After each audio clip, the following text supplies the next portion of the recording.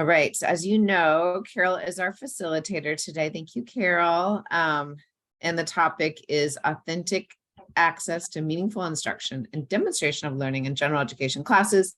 The reason it's such a long title is because this is from our vision, mission, objectives, strategies, and actions that the group put together. So this is one of the topics that we did this group activity where people we put together a purpose to practice, what's our purpose, and all the way, how does it lead us to practice? And this is one of the topics that came up from the group. So Carol didn't write that very long title, the group did.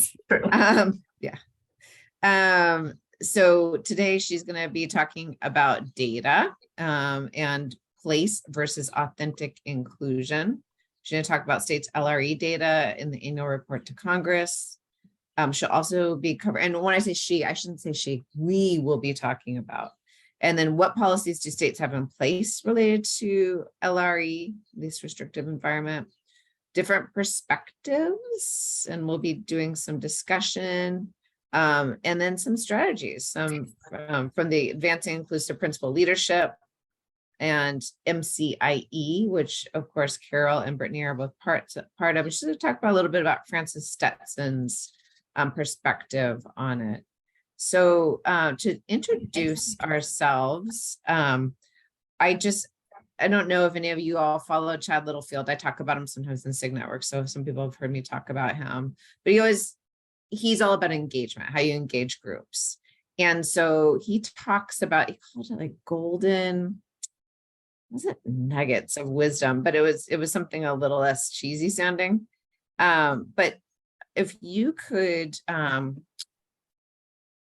introduce yourself, say your role with the SPDIG or the role of why you're here in Melanie's case, and then just share one piece of wisdom when it comes to this topic that you've gained from others or from your experiences.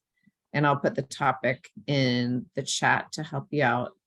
One piece of wisdom when it comes to authentic access to meaningful instruction, etc. I'm going to put that in the chat right now. So your name, your role, and one piece of wisdom you've learned over time related to that. So I'll start. Jennifer Coffey. I am at this Office of Special Education Programs, and I oversee the State Personnel Development Grant Program. And then one piece of wisdom I've gained over time about authentic access to meaningful instruction, that teachers and leaders feel so much better when they grant this. It's like I'm not using research language or anything, but it makes everyone feel better when people are really included. I think it would make our whole culture feel better. So that's an outcome of it that I don't know how you get people there, but that's a piece of wisdom I've seen from over time. How about you, Carol? I'm Carol Quirk. I'm with MCIE, the Maryland Coalition for Inclusive Education, and I'm a co-PI on the Maryland SPDIG work, which is how I got in here to begin with. And I think a piece of wisdom that I have gained through my colleagues and then experience is that it begins with creating a sense of belonging. And without that, we're not going to have participation in learning, and we're not going to have authentic inclusion. Okay. And how about you, Melanie? Thank you. I'm Melanie Upright. I work for Johns Hopkins University Center for Technology and Education, and I lead a project called Dynamic Impact. I also am part of the Boundless Learning Co-Teaching Inclusive Equitable Practices team. And with this work, we are looking to, support SPDIG projects. We have a continuous improvement process, but ultimately for me, when talking with Jennifer, my interest in this team is that I am a huge believer in inclusive education and have seen what we can do in these environments to change outcomes for young people. So I just would love to be a part of the conversation with you. So that's why I'm here and who I am. And then a gold mine, the gold mine of wisdom, my little nugget here. There is so much to be said, but I think for me in working in education, I have found that there is a limited understanding of like a systems thinking perspective, and that when we can bring that to education leaders, it shifts their ability to understand how to tackle really complex challenges. Thank you. Welcome, Melanie. We're very glad to have you. Thank you. And Natalie. Natalie Sokol. I'm the Assistant Director of the Pennsylvania Training and Technical Assistance Network, otherwise known as PATN in Pennsylvania. My role in the SPDIG is, I guess, coordinator is what you call me. And my nugget, well, we did Project Max a couple of years ago, our previous SPDIG, which was all about access to the general ed curriculum, not necessarily inclusive, sometimes inclusive, not sometimes in other settings, it was more about access. But we learned a lot on that in that project. And the one thing I think that I took from it is that when you get people together who have varying experiences, general education, special education, they come up with really creative solutions. So thinking about different ways to include students, like, for example, we were working with a center-based school who did not have the access to where are the textbooks, but they came up with some amazing solutions, like partnering with local districts and, to give people time to think through it and plan it systemically. You can find ways to make it happen. Thank you, Natalie. It's good to have you here. Brittany.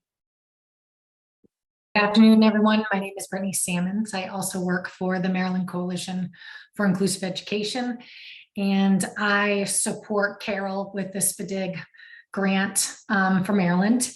And I think the gold mine of goodness, is that what you put in the chat as the name of this task? So when it comes to authentic access to meaningful instruction associated with general education, there are two things I think that I learned is, number one, that it isn't real or meaningful if the students aren't actually in general education learning. They have to be there because of the peers that they are surrounded by and the access to the specialist, which is the general educator. And then the second thing I think is that it really is one of the most powerful things to see teachers make connections with the how based on their experience of really planning for students. Right. Brittany, we're so happy to have you. This is also, I think it's your first time in this group, right? You've been at, I think you've joined us for others at this point. I've joined you for other sessions in the past couple of weeks, but just for this group, yes. Yeah, welcome. And Tanya. Hi, everyone. Great to be here. My name is Tanya May, and I'm the Assistant Superintendent of Special Education here at Washington's Office of Superintendent of Public Instruction. And I support our project director, RJ, with the SPDIG work and try to be a champion around MTSS and thinking about inclusive practices. Well, I guess what I would add to the conversation, one of my learnings is that, inclusion is not charity. It's not something we do for students with disabilities, but rather it's the right thing to do, and it has benefits for all of our learners to be exposed to just a variety of needs. And when we can figure out instruction for students who have more support needs, then we end up with a better educational system for everyone. Great. Thank you, Tanya. Welcome. And Tim. Hi, I'm Tim Ferguson. I am the director for the Florida SPDIG project.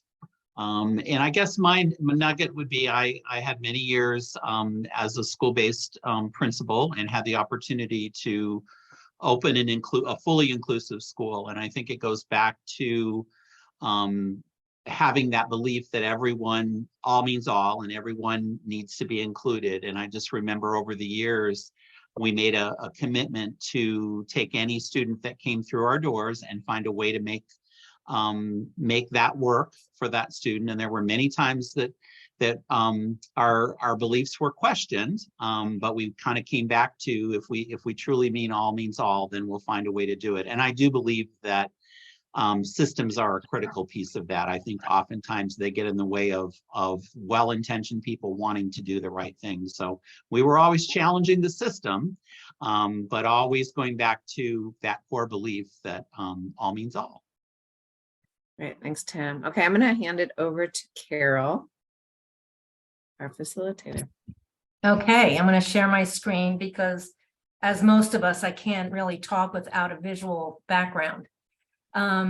So as we think about authentic inclusion, and I appreciate whenever these were written up that it did say authentic, because we're really trying to move, I think, nationally away from thinking about inclusion as a place. But I am going to begin with talking about the placement data and then policies that impact what states and districts think when they are trying to, putting in quotes, include, because the third part is, what do we really mean by authentic inclusion? How do we move away from place, but yet not move away from place, because you can't be included if you're not there. And then finally, just a few strategies, just touch on some resources. So this, first of all, is, I got to try to move this thing out of the way. This is the 2021, whoops, I didn't want to show that yet. This is the 1999-2000 school year. So this is national data. And this is what some states call LREA, you know, when students are in general ed 80% or more of the time, which is our only quantitative measure nationally at this point. And it is not inclusion, it is placement. But you see the wide variety. You always see a leveling out in the middle, and some where I want to point out a couple of states, and I'm going to go a little back and forth. I want to point out, for example, where is Nebraska? They're at 56. They should be right here. So this is Nebraska right here. And they're at 56%. Now, if you go 20 years later, actually 21 years later, Nebraska is at 81%. Right here. So you see, they increase their percent of kids who experience their education in general ed environments by almost 30%. And you can see they went up in rank. So when we rank order states, they not only, everybody goes up. Everybody is including kids more and more every year, but they also went up in rank. So if we go back 20 years ago and we look at New Jersey was at 45%. They're right here. And so they're, you know, like in the lower quarter, but when we go, sorry about this. Well, here's New Jersey now, they're still at 45%. So New Jersey hasn't restricted kids more, but they haven't changed. And what you see is over time, and you see this within states, that we're changing as well. Let me just show you Maryland, which was at 47%. So we are, where's 40? Right here. So here's Maryland at 47%. So if you remember, those of you who were of a certain age, in the 1990s, OSEP funded systems change for children with significant disabilities. There was a whole almost 10-year grant program that meant, and it was available to states in partnership with universities, or in our case, MCIE. And over that 10-year period, what we learned was how to teach and include kids with more significant support needs.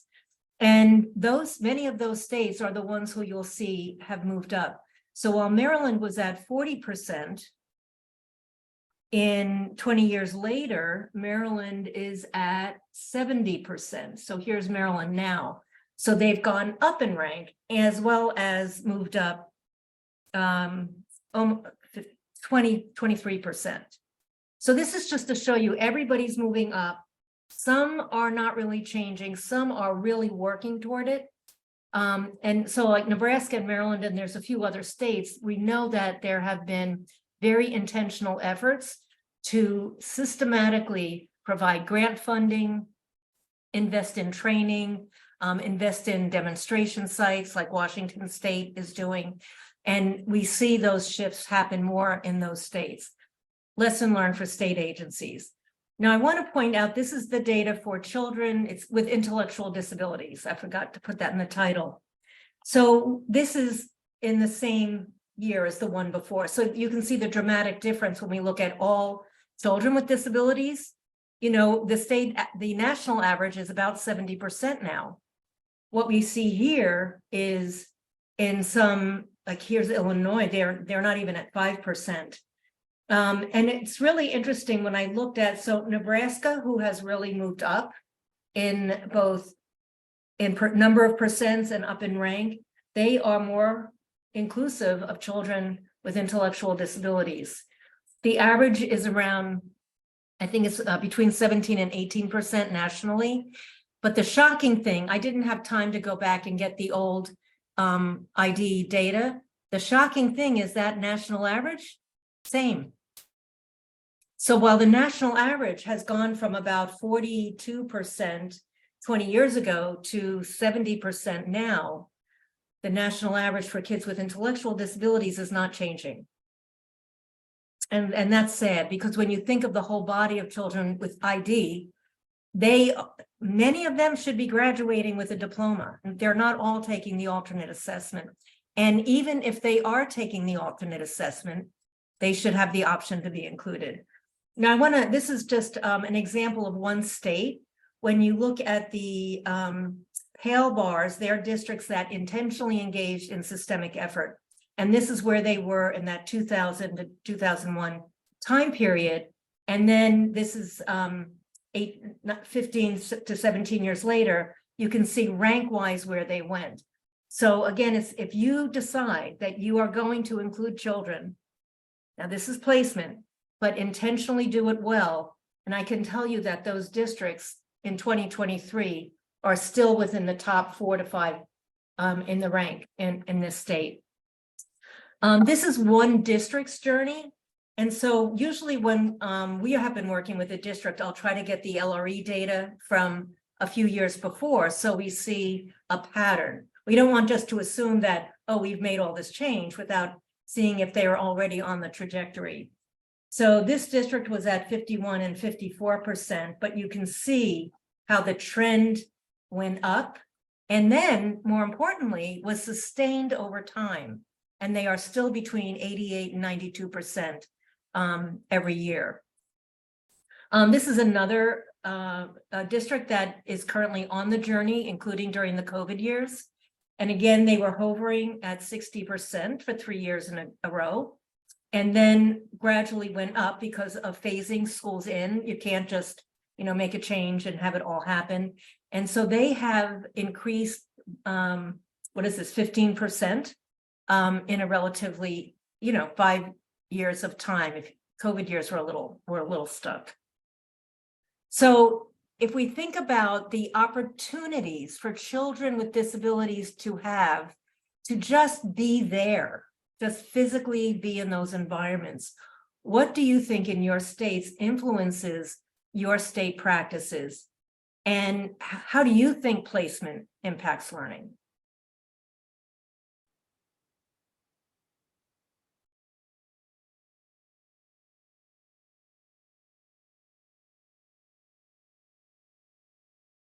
And Carol, do you want folks to use their mic or add to the chat, or just consider in there?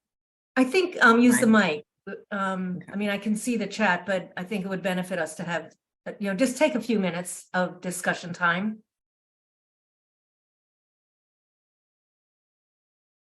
I know how intentional state attention is making change in Washington State, Tanya.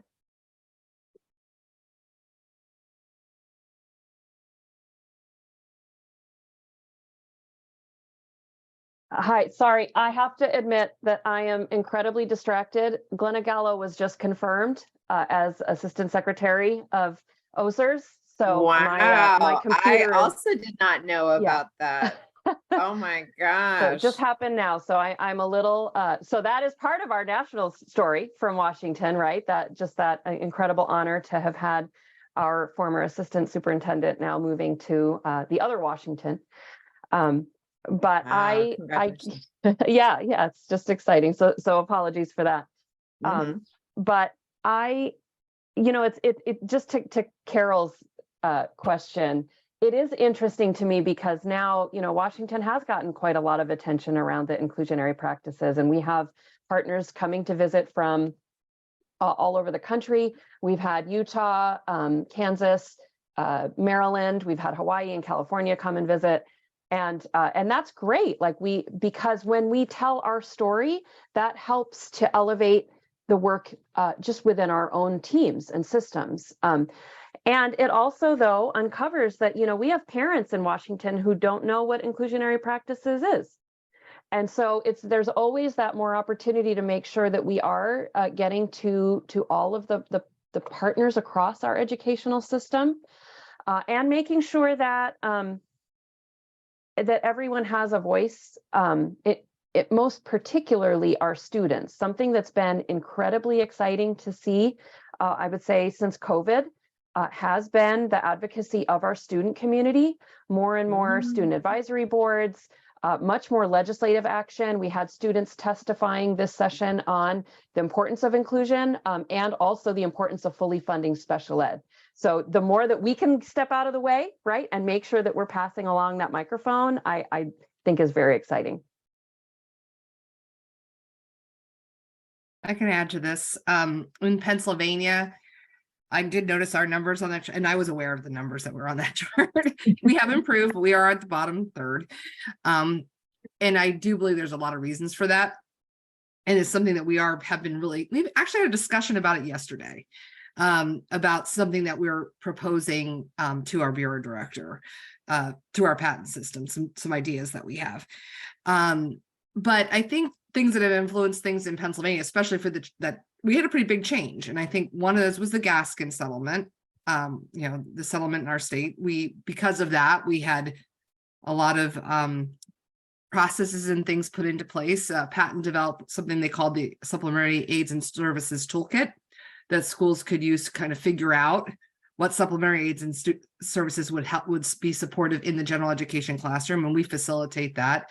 And we just revised that this year for the first time. It's now called FAB, which I can't tell you what the acronym stands for off the top of my head, but it's called FAB now. So I think that's something we offer. We offer those sorts of tools to schools to use, that can enhance placement. On the negative side of that, and this is something we've been talking about, which I think is the challenge that we need to overcome, is that we find that in some of our intermediate units that we have, where the special education classrooms, and they're funded to do that. There is fiscal incentive to promote inclusion. There's more fiscal incentive to promote separate Yes. placement. So the Natalie, downside of that is how do we fight that? And that's what we were just talking about yesterday. So there is Illinois has similar collaboratives, like California also has IUs like you have in Illinois. They're called collaboratives, but same idea. Concept. Yeah. And so one collaborative has undergone some strategic rebranding, and they are in the middle of a dilemma because they're in the middle of a change. And so they are still they still have some special schools and are increasing their outreach so that they're repositioning themselves as a technical assistance provider to the member districts. And so they're intending, while they want to reduce and eliminate to the extent that they can separate schooling, they're dependent on tuition until they make that entire switch. And we have that as well. I mean, our Bureau funds 5 consultants at every IU, all of our 29 IUs, to be technical assistance providers that are funded by IDA Part D dollars, I think it is. But it's still a funding source that they're always looking for money to make money in certain ways. And I think it is our challenge, but we have some thoughts about ways of reversing the fiscal piece. How can we incentivize coaching for inclusion versus putting kids in a new place? So Right. we're really brainstorming, just recently started, like I said, the past week. So Yeah. Tim, do you have anything before we move on? No, just again, I think in our state, although Florida is doing pretty well and has made a lot of progress, I think one of the difficulties has been a lot of the accountability measures that have been put in place. And I think that makes people real anxious about wanting to promote more inclusion. So again, I think it goes back to some of the system things. Yeah. So the next section that I'm going to talk about has to do with policies that both facilitate and interfere with how districts and schools think about what they are allowed to do and what they should do. So I'm going to talk about some dear colleague letters, and when somebody like a state agency or an individual writes to the federal government with a pertinent question that OSEP or OSERS determines is worthy of a national public response, they'll write a dear colleague letter or guidance related to that topic, and it goes out, and they're I think they're still all on the website. Service minutes versus placement is a huge misunderstanding nationally. Who can provide SDI is a huge misunderstanding still in this day and age. And how locals and if states are providing any IEP guidance. So in some states that I have worked with, there is very intentional guidance coming out from their State Department about what you can and should put in the IEP. And sometimes it gets locals really annoyed because it's beyond compliance. It's really about quality.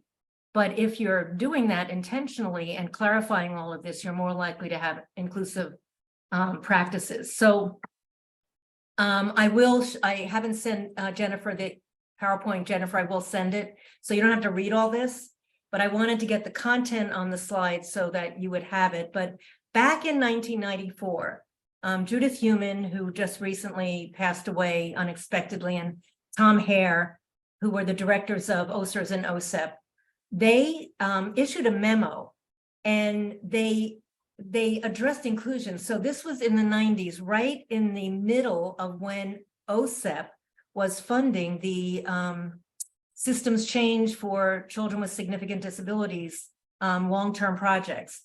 And they noted that inclusion is not in the law. So there's nothing about inclusion that's in the law, but they said that, and they emphasized what was later found in many case lawsuits, that the whole possible range of aids and supports that are needed to facilitate placement in the regular ed environment must be considered before a restrictive placement is considered. Now, IDEA says something like that. It uses the word removal. And if you think of IEP meetings that any of you have been to, or IEPs that you've read, and a child is in a self-contained class for whatever reason, a label or the significance of their disability, that IEP is not saying, well, at the beginning, should we send them to the homeschool this year? And should we try out general ed classrooms? No, they're saying that child is being successful by whatever measure they have, and they're continuing the placement. But back in 1994, 30 years ago, we were given guidance that we should be reconsidering at every IEP opportunities for general ed placement. And it says, and this is important, placement decisions based solely on the following factors are prohibited. So category of disability, you have autism and you're placed in an autism class because you have autism. This says, no, don't do that. Severity of disability, you are so severely different from your peers because you're 4 reading grade levels behind. That is not an allowable reason. Configuration of delivery system. There's a state that has a district that is currently reconfiguring their service model to congregate programs. So they have regionalized programs. They're congregating them for ease of related service delivery so they can put all the specialists in just a couple of places. This is saying, don't do that. Availability of space and administrative convenience. And the same district, their convenience was transportation. So they violated almost every single one of these. Permissive use of funds. Now this was from 2013, but I only recently found out about it. This guidance, this was, I think, Melody Musgrove when she was director of OSEP, that IDEA funds. So say, Natalie, you're in my district and you are totally funded by IDEA funds. If so, we can only use them for you to provide special ed services and related services. It says in the next bullet, you may not use those for non-special ed services. So you may not provide, for example, a reading intervention, even though that's your expertise, unless you have at least one child in that class who has an IEP. And it says that special ed fully funded may perform duties for children without disabilities only if they're already doing that for children with disabilities. So it allows for co-teaching, but it goes on to say, but you can't grade the papers of the non-disabled kids. And you can't do anything for those non-disabled kids unless you already are going to do it for the kids with IEPs. So they then recommended grade your funds. So one district that Brittany knows, all of their preschool special educators are fully funded on IDEA. So they are limited by the nature of not having graded funds with what they can do if they worked in a general ed preschool program that mixed kids up. So this is something that, I don't know that people always think about. This one was issued in 2015. Again, Michael Uden, who was Assistant Secretary of OSERS, and Melody Musgrove of OSEP, issued a Dear Colleague letter. And this was significant because it emphasized that everybody gets the general ed curriculum. And so how many times have any of you been in any district, or I would bet in the IUs, where they have a quote parallel curriculum or alternate curriculum? That there's nothing anywhere that says that should be the case. You can learn alternate achievement standards, but you're supposed to learn those aligned with the curriculum at your grade level. So when you think of curriculum, it's not just reading and math. There's science curriculum, there's social studies curriculum. So you should be learning your IEP goals and making progress toward all of the curriculum at your grade level, even if you're taking the alternate assessment. You may not get there, you have alternate standards, but that's the alignment you should have. So it went on, anyway, it was very important. The attorneys, of course, loved it. And then finally in 2017, we had a policy guidance that reconfirmed the commitment of both OSEP and Health and Human Services that little kids should be together. And it was very strongly worded. Of course, it's guidance, it's not legal mandates. But again, it says before a child can be placed outside of regular ed, consider whether supplementary aids and services could be provided, including the child in a preschool regular ed setting. So all of these together, plus if any case law, it all points to before you restrict, every single time you should be considering general ed. So the issues that are coming out of the practical experiences in districts are that the minutes of service are often tied to a person. So if Melanie is a special educator and Tanya needs special ed services, and it says 42 minutes of math, the assumption is that you have to be physically present in front of Tanya's face in order for that to count as service. Now, I'll give you an example in, again, it's another state, where I was in a classroom where the social studies teacher is giving whole group prep mini lesson in order for the kids to break aside. It took too long, 15 minutes. And as she was wrapping up, the special ed teacher said, well, I've got to go to another room because my minutes are up here. I'm going to go over there. And the thing is, she had 3 kids in that room with IEPs, but all she did was stand there because the general ed teacher was providing oral information. So how does that make minutes of service? We're stuck on numbers without the reality. So there was no service there. And also, if you think about if you have 3 or 4 kids in a room and a special ed teacher is truly co-teaching, actively engaged, she's not in front of those 3 kids all the time. So you can't just count those minutes. Minutes of placement also get confused. there's a state actually that they're trying so hard to promote inclusion that they were almost saying that if a kid is in the back of the class with the teacher, special ed teacher for reteaching, pre-teaching, or with a small group, they can't count as inclusive minute, a general ed placement. And it's like, sorry, that may be bad instruction, but they're in the general ed classroom, with other kids and the general ed teacher. So understanding what minutes of placement actually mean. And the challenge of the who can deliver services comes from a misunderstanding of the certification requirements for special ed teachers. I found this in 2 states where even the district attorneys were saying, no, the special ed teacher has to be the one. They're certified. They have to deliver those services. There is nowhere in any state regulations that it says it has to be the special educator. So in pursuing, like, where are you getting this from? She sent me the regulations that define what a special educator does in their job description, like what the duties are of a special educator who is certified. But it doesn't say that's all they do. And it doesn't say the general education teacher can't. So they were just going by what the certification said and making an assumption that that limited their possibilities.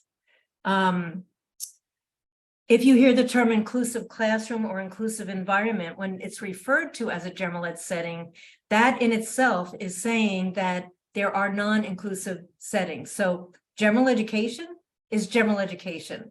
It's not an inclusive class. It's a general education class. And you have some kids who receive services in that class.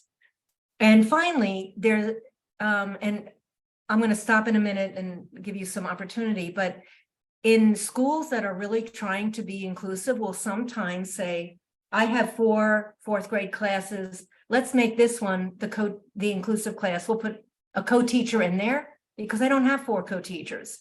So I'll put the co-teacher in there and all the kids with IEPs will essentially be congregated in that class. Or in biology in high school, we have XYZ sections of biology. Let's put the co-taught class, biology class, and the kids with IEPs in there. I don't think there's a science IEP. You don't have a science disability. You could have a reading or math disability. But when you do that, there is a high likelihood then that you will be tracking, having sections that are tracked, have low performers in with the kids with IEPs. And you're limiting the ability of that special educator to spread their magic fairy dust across all of the sections in that grade, or at least more. So co-teaching may not be the best option. And we really don't have enough literature to say that it actually has an extensive impact on learning. We know we need the special educator, no question, but we can look at a variety of ways that we can support that special educator as a true specialist who is matched to the general ed teacher based on what they need in order to enable the services to be delivered within that class. So a teacher who is running small groups, independent work, cooperative groups with a lot of peer interaction, you'll see kids helping other kids. And that teacher may need less help than a teacher who's standing in front of the class and doesn't know how to differentiate to begin with. So those are going to impact whether or not a child from Illinois and a child from Vermont are going to have the same educational experience based on what the state guidance is, based on what the district policy is, and what those teachers know. So my question back is, do your states have guidance related to any of this?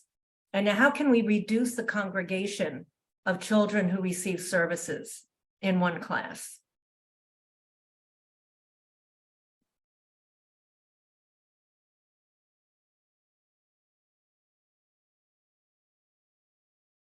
Melanie?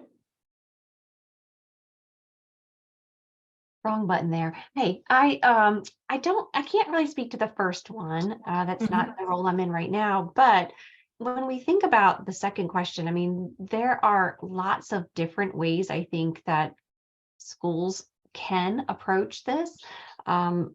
I do think all of them require a willingness to engage in, those questions that you just brought up about, what is a teacher allowed to do or not allowed to do. I will say one of the things that I think is really paramount for our special educators is that they really have to be masters of the strategies, or to be able to look at a curriculum and understand the accommodation that a student's going to need, and then to be able to talk to maybe grade level teams about those barriers that exist within the curriculum, as opposed to thinking that, we're every solution is 100% individualized. Like there's a lot of challenges that apply to lots of children.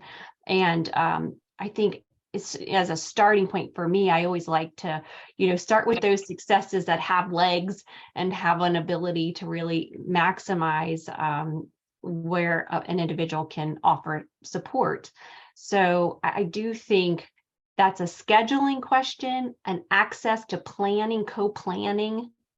And then it's, of course, valuing the contribution of the special educator towards the development of a lesson that a general education teacher would be delivering. So those are some things I'm thinking about. Yeah, I appreciate that last one you said about valuing the contributions of the special educator. Yeah.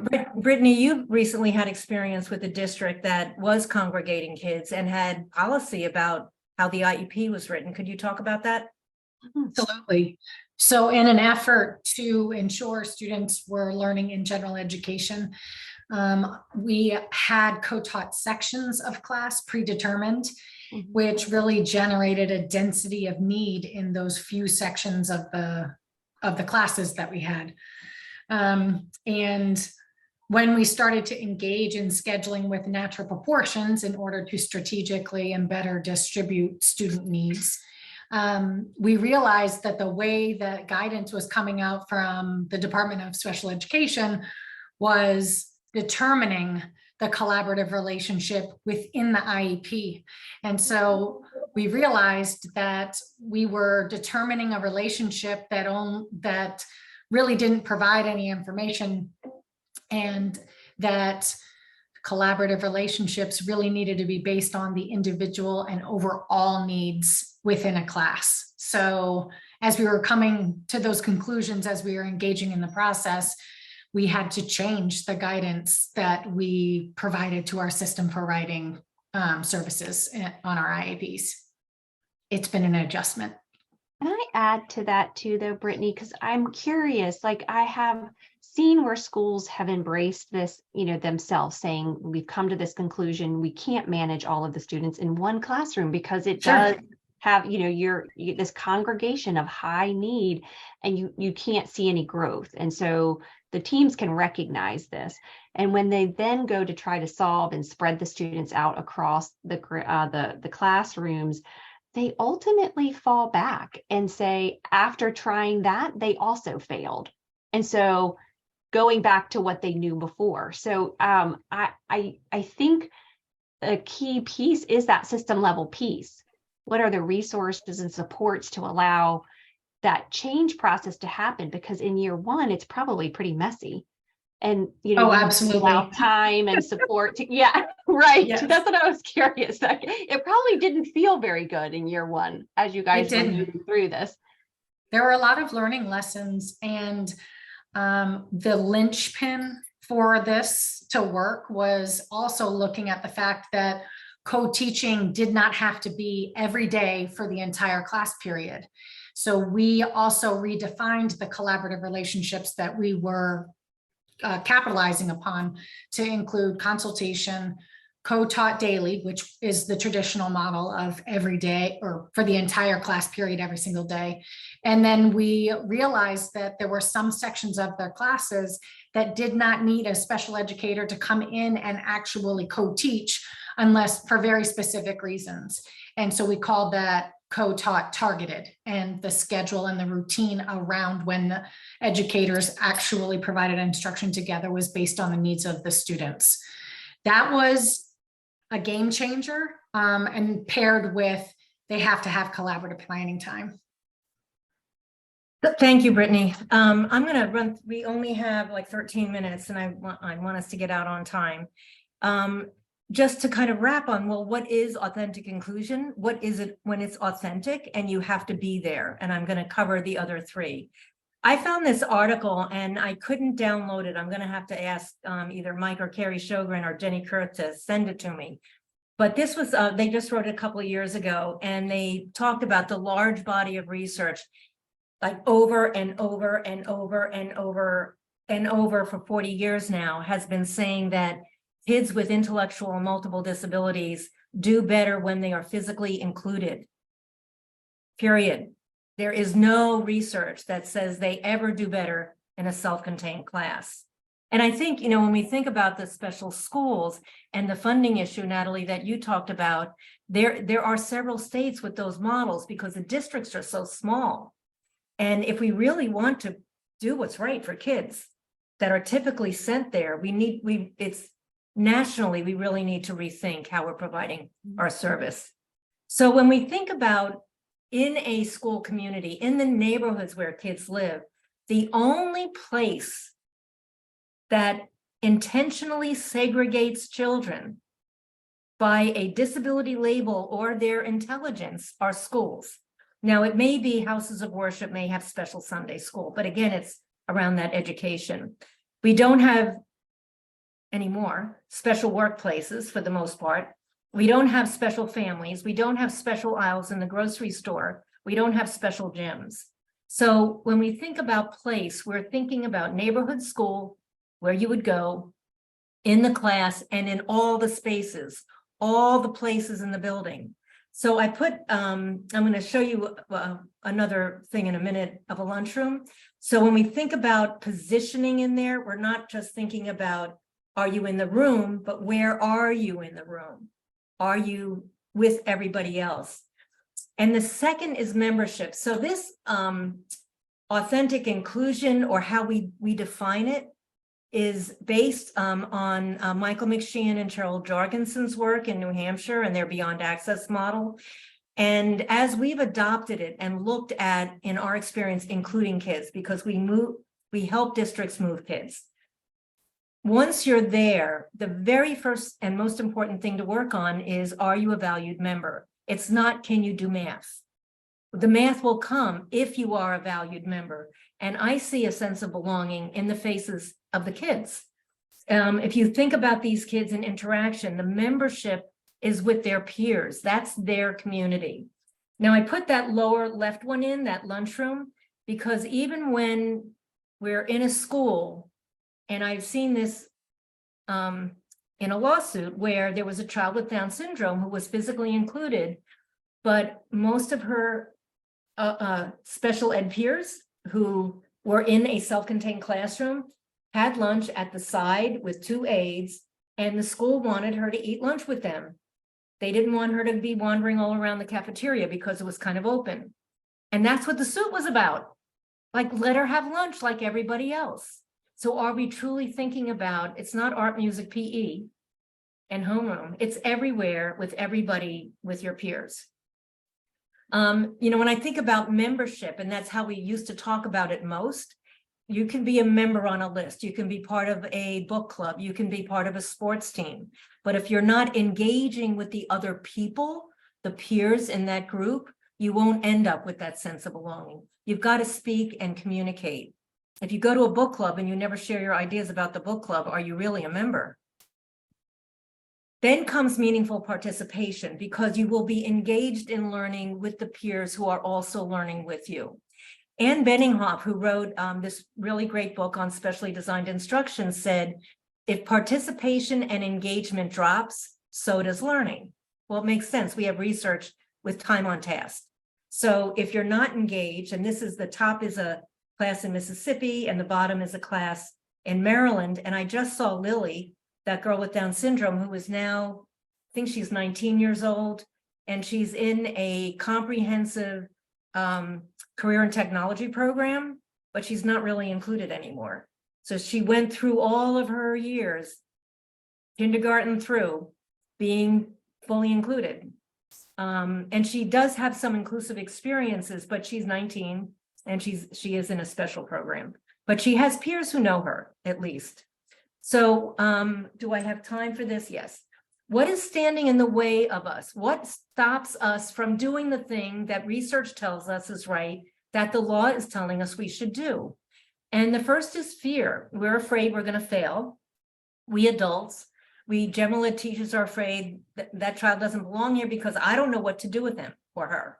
Special ed teachers are afraid they're going to fail because they don't know the general ed curriculum. And they're afraid because they have had success with their babies, and they're afraid they won't be getting the same attention and love when they go to the general ed class. We also have a lack of skills. Our universities continue to not prepare our special educators for general ed participation or our general educators to be adaptive in their instruction. And then finally, our beliefs, which are based on our experience. I actually have had young teachers who said, yeah, you know, I had a kid with Down syndrome in my class in high school or in elementary school. So our personal experiences with disabilities growing up is going to influence it. And I don't think you can change beliefs by telling anybody anything. The only way you're going to change beliefs is by doing it. I put this picture in just because it's a process that many districts who are becoming inclusive are fostering, which is assigning kids in natural proportions. So this is an example. I don't know how many schools and how many states that we've worked with are doing this now. But like the children with IEPs are in yellow, the children in red have behavior issues. The children in purple are the English learners, and the children in blue are the children who are identified based on their academic performance to be below grade level and with concerns about their achieving grade level standards. So you can see how they're spread out. And in short, you start spreading kids out and you do compromise for services, and you're starting to think about, what does this teacher need in order to ensure that all those kids get what they need? So this one says collaborative co-teaching. This one up here just says, I think it's collaboration. So as they're doing that, they're beginning to think about what teachers need. And it's not a co-taught class automatically or an inclusive class. So we only have 5 minutes. So these were the discussion questions about changing mindsets and about acquiring skills. So I'm going to stop talking and give us the minutes to wrap up with anything you want to say.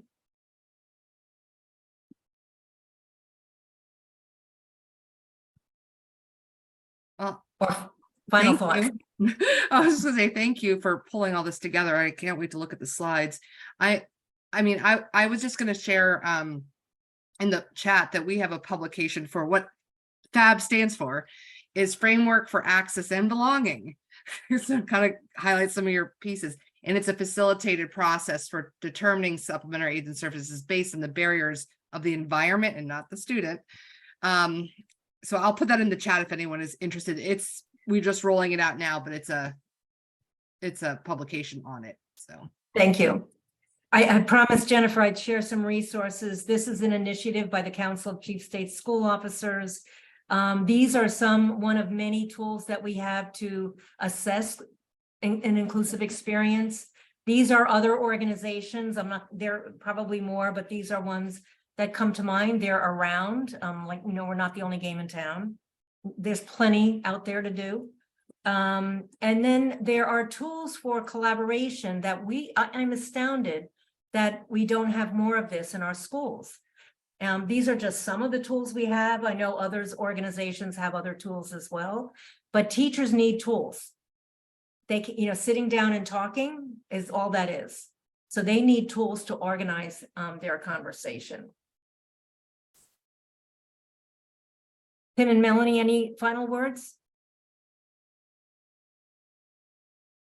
I do want to say that when we think about the question you asked about higher education, I think the answer here is not just about training special education teachers.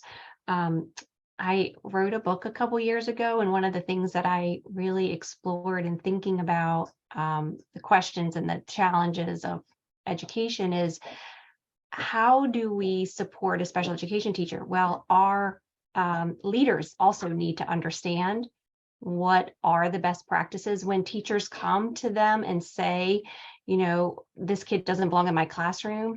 Principals are helpless. They don't know how to respond to those types of questions. And so we, you know, to be able to redirect back to a systematic process, to be able to direct towards best practices, even just like the standard set of high quality has been proven over and over and over again that these things change outcomes for kids. Like, learn a set of you know, structures that you're going to then redirect back to.